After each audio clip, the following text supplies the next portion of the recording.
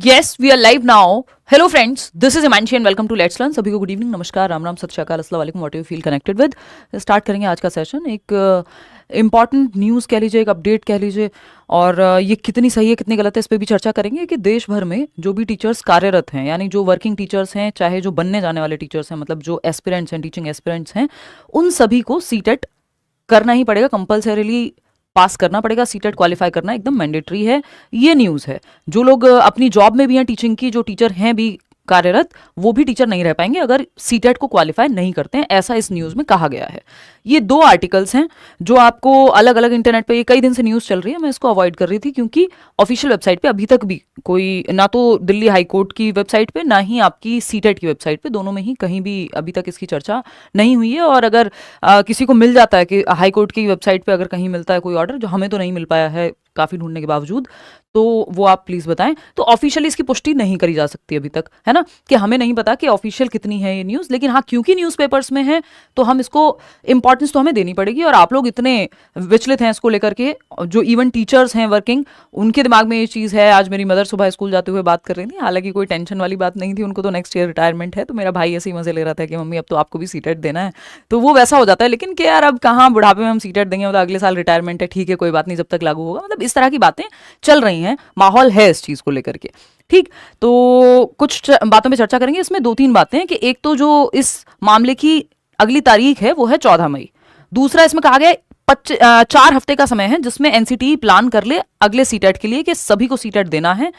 अगर किसी ने भी सीटेट पास नहीं किया है या 2010 से पहले के भी लगे हुए लोग हैं तो सीटेट सबको देना है। एक्चुअली होता क्या है, कई जगहों पे सीटेट 2011 से आ गया, उसके आने के बावजूद, नेशनल एजुकेशन पॉलिसी ने कह दिया, उसके बावजूद कई स्कूल्स में, कई स्टेट्स में ऐसे मामले होते हैं जहां पे सीटेट के बिना टीचर्स को वो लोग भर्ती कर लेते हैं और वो काम कर रहे होते हैं, चाहे कम सैलरी पे करें या जैसे भी है। गवर्नमेंट स्कूल में वो पुराने मामले हैं जहां पे सीटेट की जब जरूरत ही नहीं पड़ती थी, लेकिन इन्होंने कहा है इसमें कि नहीं भाई, आप एक काम करो, अब तो जो कार्यरत है वो भी करेगा सीटेट क्लियर, उसके लिए भी लेकर के आए एनसीटी एक प्लान बना करके, और जो आने वाले लोग हैं वो तो करते ही हैं, उसमें तो कुछ नया है ही नहीं।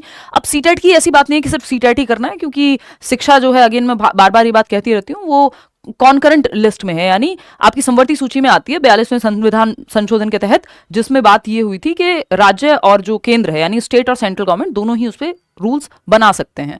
तो ज्यादातर जगह पे ये स्टेट का और सेंटर का मामला होता है कि टेट और सीटेट या दोनों में से कोई एक चाहिए ही होगा। ये बात आज भी तय है कि हाँ, सीटेट और टेट चाहिए आज के समय में, लेकिन प्रीवियसली अगर ऐसा कहीं हुआ है या किसी प्राइवेट स्कूल में भी, तो भी टेट चाहिए। हालांकि वैकेंसी कितनी आती है नहीं आती है उस सब पे चर्चा बाद में करेंगे। तो इसमें 2-3 बातें हैं। एक तो ये कि इन्होंने कहा है कि इस न्यूज को अगर हम देखें कि बिना सीटेट के, लिखा हुआ सीटीईटी पास किए बिना नहीं पढ़ा सकेंगे शिक्षक। जो आज पढ़ा रहे हैं, स्कूल्स में हैं कार्यरत, उनको भी सीटेट पास करना होगा अगर अपनी नौकरी बना करके रखनी है। एक तो बात इसमें यह है। दूसरी, नए लोग आ रहे हैं, उनको तो सीटेट देके आना ही होता है, उनके पास कोई चारा होता नहीं है। ठीक, ये सीटेट लिखा हुआ है, बट मैं ये मान के चल रही हूँ कि दक्षता परीक्षा वो स्टेट की भी हो सकती है, जब क्योंकि ये हमारे पास प्रॉपर ऑर्डर है नहीं। अगर मैं आपको दिखाऊं तो ये आपकी सीटेट की वेबसाइट है, इस पर कोई चर्चा नहीं है अभी इस ऑर्डर की। और अगर हम बात कर लें, ये आपकी दिल्ली हाई कोर्ट की वेबसाइट है, इस पर भी कोई चर्चा अभी तक नहीं है। तो हमारे पास एग्जैक्टली डेटा नहीं है सच में कि क्या बात हाई कोर्ट में हुई है, बस न्यूज़पेपर की कटिंग है। एक live hindustan.com पे एक आर्टिकल इसका जो मुझे मिल पाया वो है, और दूसरा एक न्यूज़ फॉर नेशन करके एक वेबसाइट है, उस पर ये आर्टिकल था। बाकी बड़े न्यूज़पेपर्स में मुझे जनरली नहीं मिला, बट हाँ, ये जो घर पे आने वाली जो हार्ड कॉपी आती है उसमें ये आर्टिकल आपके सामने है। ठीक, तो इसको बिल्कुल ऐसे झुटला तो नहीं सकते कि हाँ ये एग्जिस्ट ही नहीं करती न्यूज़, चल रही हैं चीज़ें इसमें। अभी नेक्स्ट जो इसकी ये लिखा हुआ 14 मई को मामले की अगली सुनवाई करेगा कोर्ट। तो 14 मई को ये कब तक चलेगा, क्या रहेगा, इसमें पूरी डिटेल्स हमारे पास नहीं है।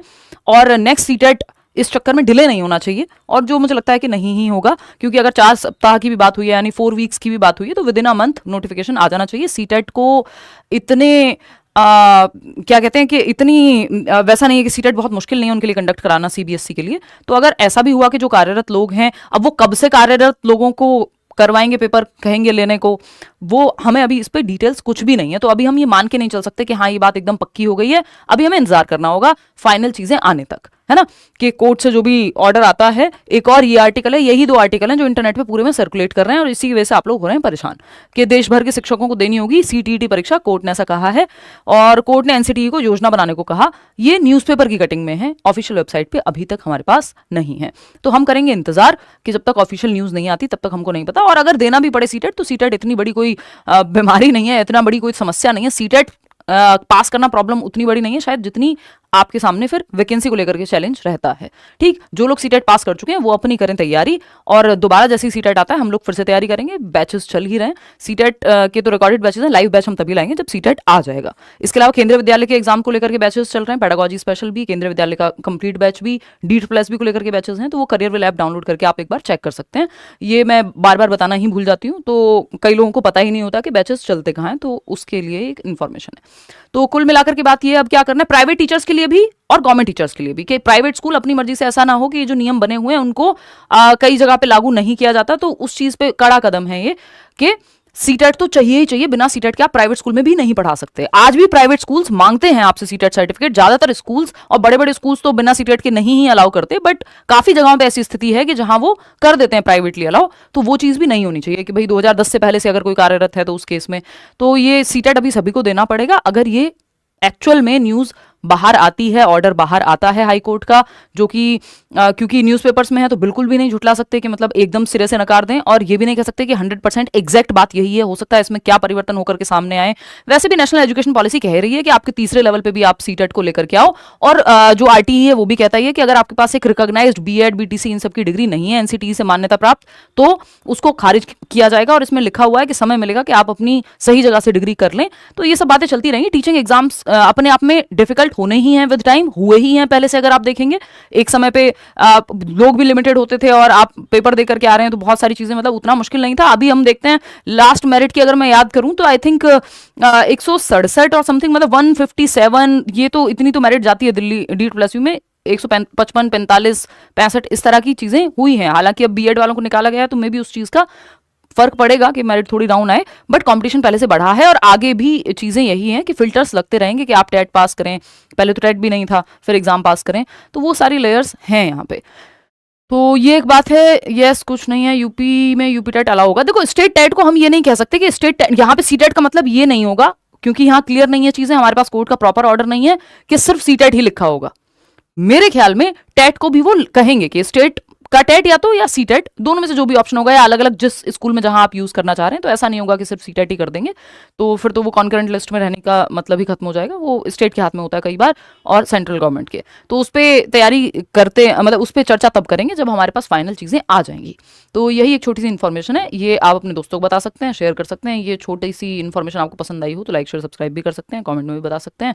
तैयारी हम आगे रेगुलर क्लासेस आपकी तब होंगी जब सीटेट की वैकेंसी आ जाएगी, जो कि इस महीने आने की पूरी पूरी संभावना थी और है भी मेरे दिमाग में तो। बट अगर जिस तरह की ये न्यूज़ है और इसके हिसाब से अगर कुछ बदलाव होता है कि सीटेट लेकर के आते हैं तो हो सकता है थोड़ा बहुत डिले वहां आ जाए सीटेट के उसमें भी नोटिफिकेशन में। ये सारी चीजें मैं श्योर होकर के नहीं कह रही हूँ, ये सब हम क्या कर रहे हैं, स्पेकुलेशन ही लगा रहे हैं, मतलब हम सोच ही रहे हैं ऐसा, क्योंकि ये सब चीजें हमारे सामने इस न्यूज़ को देख करके, जो ये न्यूज़ सामने है उस पर चर्चा करने के बाद मैं ये बात कह रही हूँ। चलिए इतना ही रखते हैं आज के लिए, यही एक इन्फॉर्मेशन थी और कोई बहुत दिक्कत वाली बात नहीं है, कोई नेगेटिव मार्किंग होती नहीं है। अगर होता भी है सीटेट जो पढ़ा रहे हैं टीचर्स, उनको वैसे भी उनकी आधी तैयारी हो ही गई है स्कूल में, क्योंकि बहुत सारी चीज़ें कॉमन है और इतने सारा सब कुछ ऑनलाइन जो है अवेलेबल है, तो टेंशन वाली बात नहीं है। अगर करना भी पड़े सीटेट दोबारा से, जो वर्किंग टीचर्स हैं उनको भी कोई टेंशन वाली बात नहीं है। चलिए टेक केयर, बाय।